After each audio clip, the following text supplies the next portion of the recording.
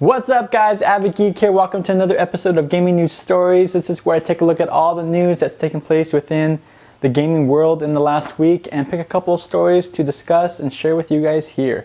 So without further ado, let's go ahead and get started. Story number one. So last week we talked about Grand Theft Auto 5 and how they're having all these problems with their online game and people not being able to log in, things disappearing, characters losing their homes, becoming homeless. So now Rockstar has announced that for those who were suffering through all these different things, they'll be giving away a ton of cash.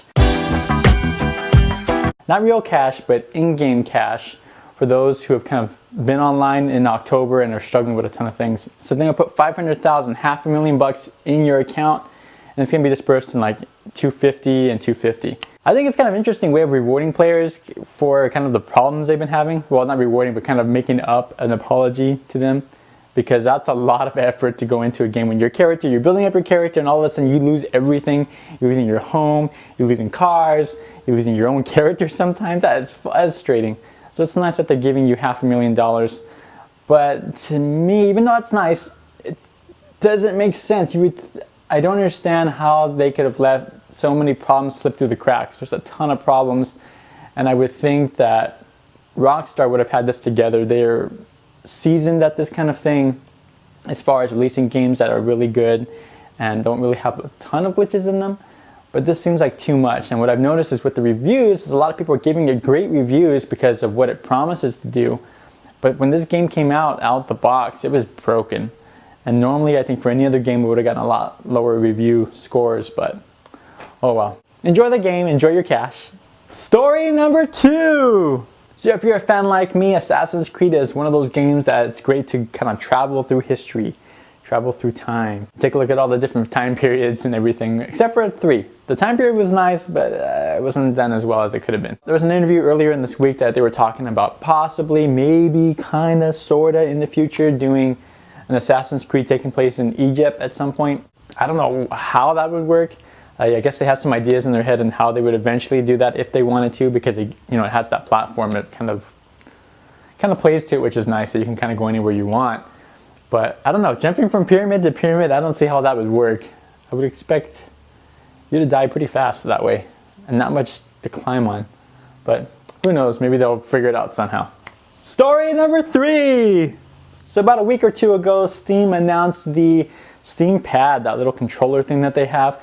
They took out the analog sticks, put these weird like touch pads on them, and it looks interesting, it looks really neat. They're using that for their Steambox idea and for their consoles that they'll be coming out later on, whenever that is. I think it's next year. So it's supposed to kind of take the place of the mouse and take the place of the keyboard for all those games that were not meant for the controller and the games that are going to be meant for the controller further on. So it's a product not just for the past games, but also looking towards whatever else they'll be making.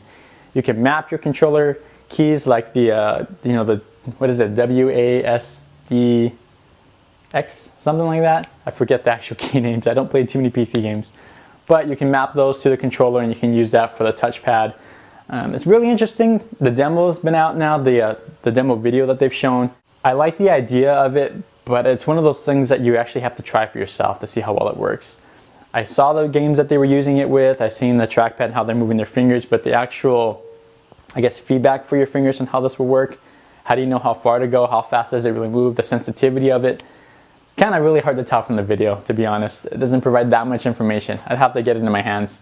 If I ever do, I will let you guys know. But it is interesting. Story number 4.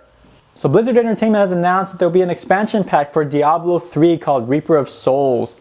And this expansion pack will also be a DLC for those that bought it on the console. The expansion pack they're planning to do is break it up into 2 segments, so they'll have kind of a standard edition and a collector's edition. Standard edition is about $30 and the collector's edition is $50. Each with kind of their own level of enhancements to the game. So some will have more loot, different type of loot, some mechanics changed in the game, and I think that's more for the collectors. You'll have more of all the different mechanics and details and things added to the game as opposed to just the different campaigns you'll have in the standard edition. So apparently a lot of people are complaining about this. They're complaining because they're not getting as much content in the DLC pack, like, well, for the $30 package as opposed to the $50. But I think it's great because you're saving $20. It's actually pretty cheap for what you're getting. because it really increases the story. It's not like it's giving you another hour or two of gameplay. It's actually a whole almost add-on game to the original game. So it's more than worth the money. It could have been another 50 or 60 bucks alone, just that one set price, and not have a lower price. I don't know, guys. Why are you guys complaining about this? Let me know in the comment section below. Maybe there's something I'm missing here. Story number 5. So you know those little things you put in your ears when you want to chat? The little Bluetooth devices, wireless Bluetooth headsets?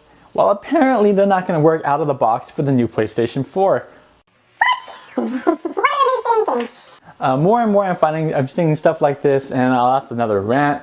But Sony has announced that Bluetooth headsets will not work right out the box. There will be an update for that later on, and it will resolve those issues. But to me, I don't understand why they can't have these things built in. Why are we seeing so much that there's going to be updates to things later on, especially for systems?